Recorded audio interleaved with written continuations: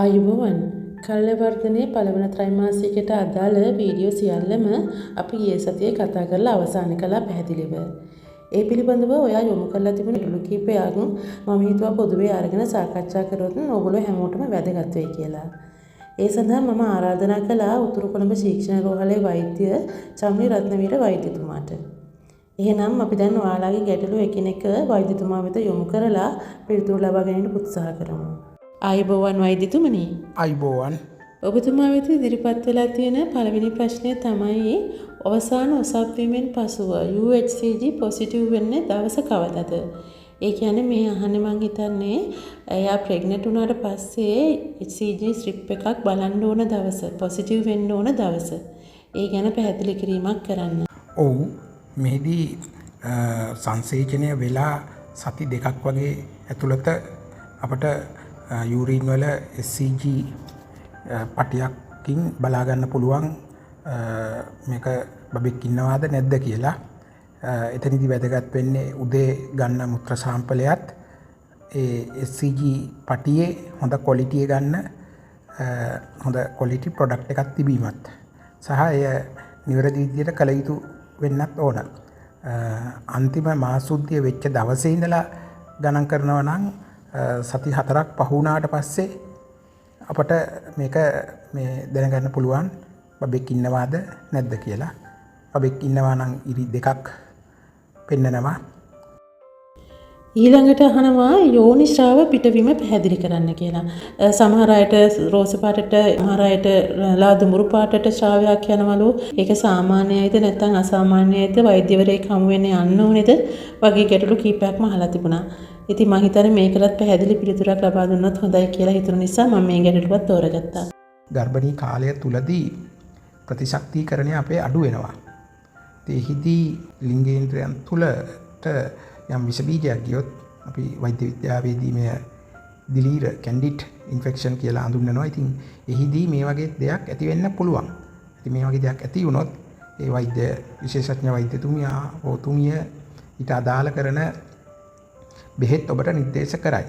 සහ මේ වගේ දෙයක් ඇති වුණොත් ඔබ අනිවාර්යෙන් විශේෂඥ උපදෙස් ලබාගත යුතු වෙනවා.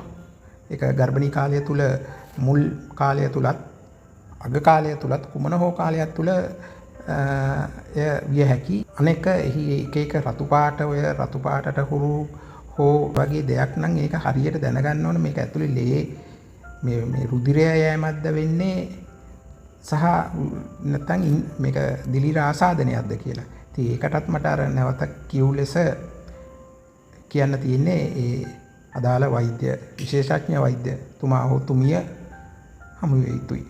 දැන් මේ වගේ ගැටලු අපි විස්තර කරලා දෙන්නේ මේ YouTube නාලිකාවක දාපු වීඩියෝ එකකින් පස්සේ මේ අහන ප්‍රේක්ෂකයන් අහන ප්‍රශ්නවලට ඒ ප්‍රේක්ෂකයින්ගේ මට්ටම සහ ඔවුන්ගේ දැනුම මට්ටමට අපි මේ දෙන පැහැදිලි කිරීමක් විතරයි. ඊළඟ ගැටලුව තියෙන්නේ ඩිම්බ මෝරණ බෙහෙත් ගැන පැහැදිලි කිරීමක් කරන්න. මේකත් කීප දෙනෙක් අහලා තිබුණ ප්‍රශ්නයක් වෛද්‍යතුමනි. දිගු කාලයක් දරුවන් නොමැති වෙලා හිටපු අම්මලා ඩිම්බ මෝරණ බෙහෙත් දීලලු. සමහර අය ඒක ඉන්ජෙක්ෂන් එකක් අරගෙනලු. ඉතින් ඒක පොඩ්ඩක් පැහැදිලි කරන්න කියලා තමයි ඒක ගත්ත අම්මලාත් ඒ වගේම ඒකට ගන්න බලාපොරොත්තු වෙන අම්මලාත් ප්‍රශ්න යොමු කරලා තිබුණේ.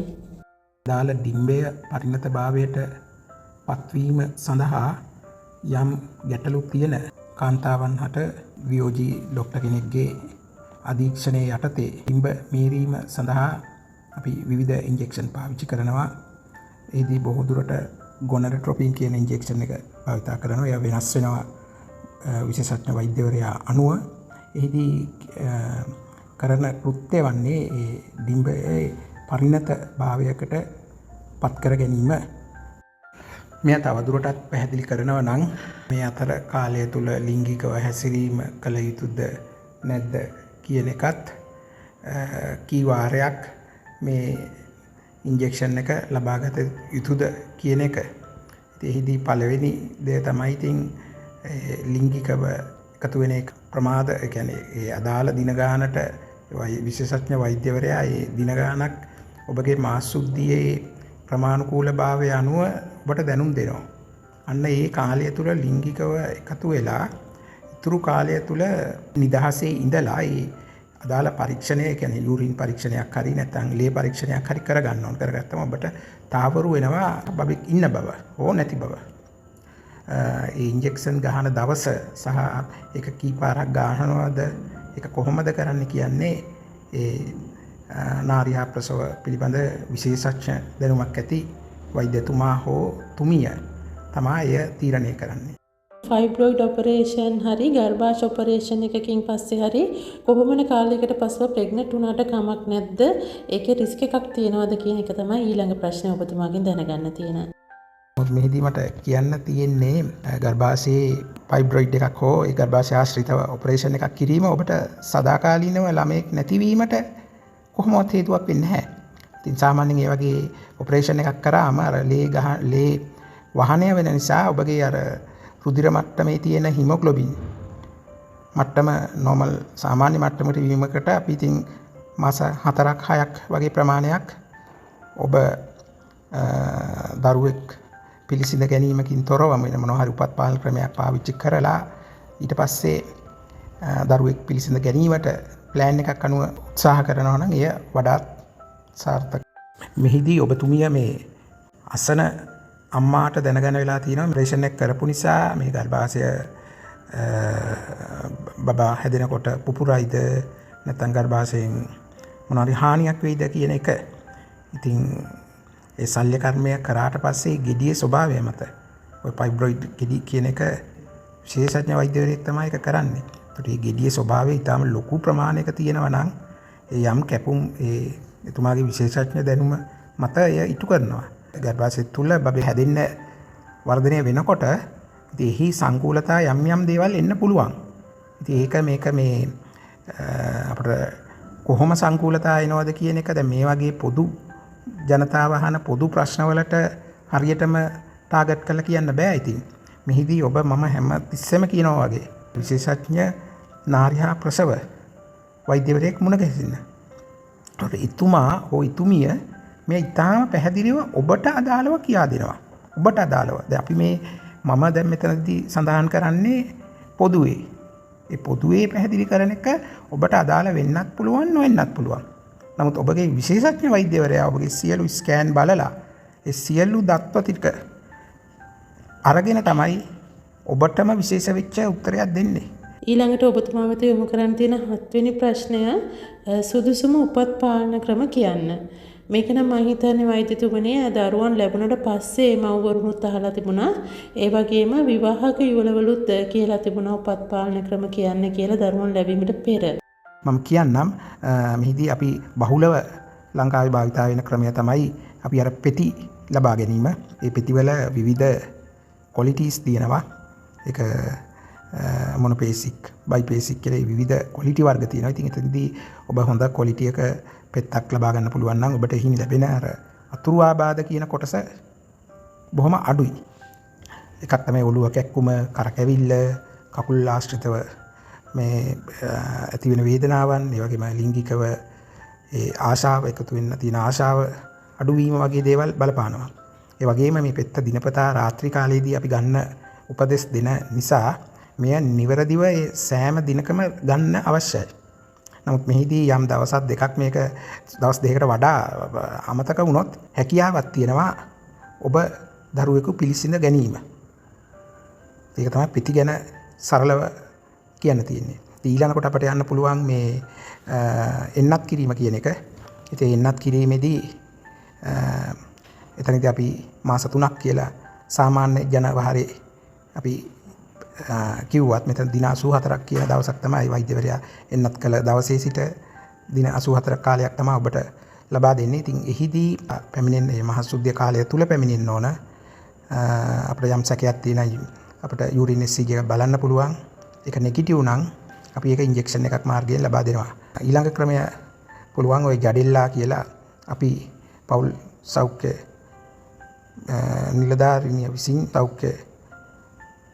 නිලධාරිනිය විසින් ඒ සායන තුලදී ડોක්ටර්වරුන්ගේ අධීක්ෂණය යටතේ ඒ අපි කරලක් කොටස් දෙකකින් යුතු කරලක් අතයට පොඩි චූටි කැපුමක් යොදා අතට යවනවා. ඉතින් එහිදී වෙන්නේ ඒ අවුරුදු කාලය තුල ඔබ ප්‍රෙග්නන්ට් වීම වැළකීම.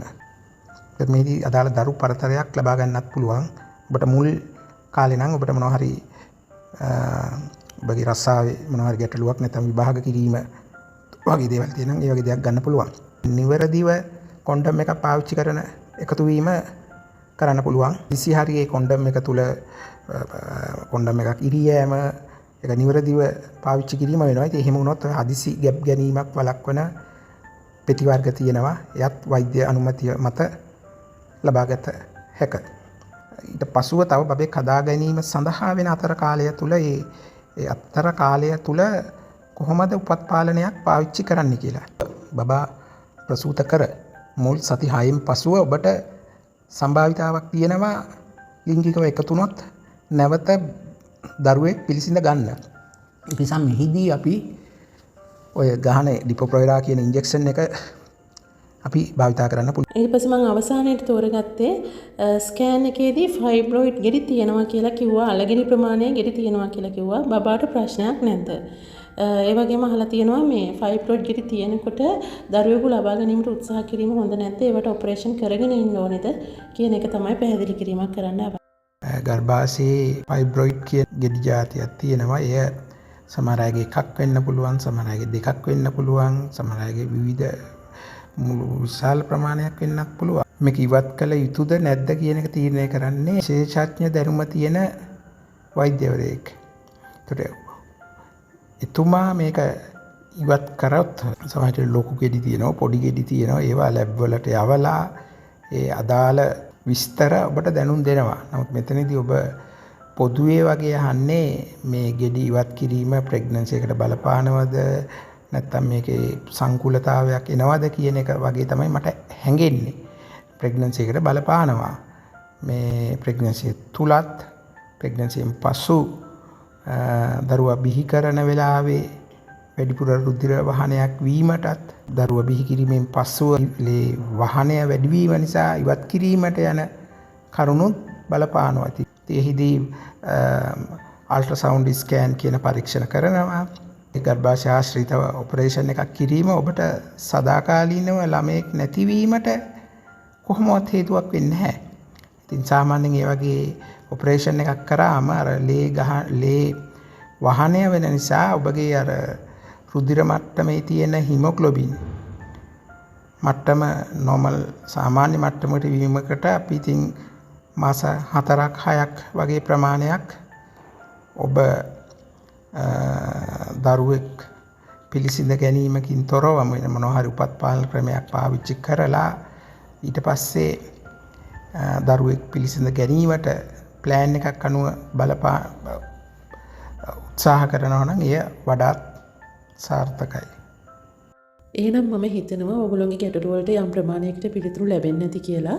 අපි තවත් දවසක වෛද්‍යතුමාට ආරාධනා කරමු ඔයගොල්ලෝගේ ගැටලු වලට පිළිතුරු ලබා දෙන්න කියලා. එතකන් ඔයගොල්ලන්ට තියෙන තවත් ගැටලු යොමු කරලා තියාගන්න. ඒ වගේම වෛද්‍යතුමනි ඔබතුමාට බොහොමත්ම ස්තුතියි. ඊ타මත්ම කාර්යබහුල ෂෙඩියුල් එකක් ඇතුලේ අපගේ ආරාධනය පිළි අරගෙන ඔබගේ දැනුම අපිත් සමග බෙදාගත්තාට. එහෙනම් තවත් දවසකදී හමු වීමේ බලාපොරොත්තුවෙන් අදට අපි සමුගනිමු. බොහොම ස්තුතියි වෛද්‍යතුමනි. බොහොම ස්තුතියි.